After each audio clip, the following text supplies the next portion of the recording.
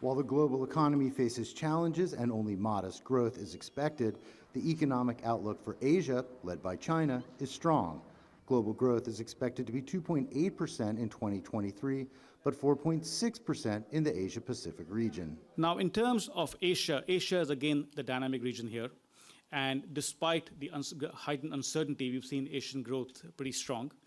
And like I said, Asian growth this year is expected to contribute 70% to global growth. So again, that's something which the dynamism, inherent dynamism of Asia remains. Reopening as COVID-19 restrictions are lifted is expected to drive 5.2% growth in China.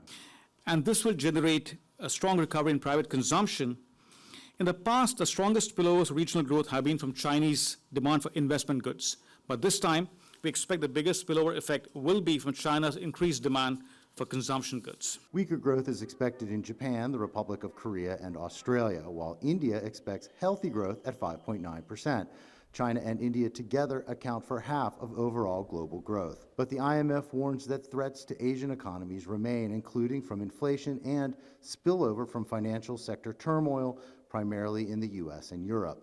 And there is a risk that geopolitical conflicts, including tensions between China and the US, could lead to the global economy splitting into blocks. We looked at a very stylized scenario where the world fragments into two blocks and what happens in that scenario. And there, most of the impact comes from productivity. And there we estimated the impact on Asia to be about 3%.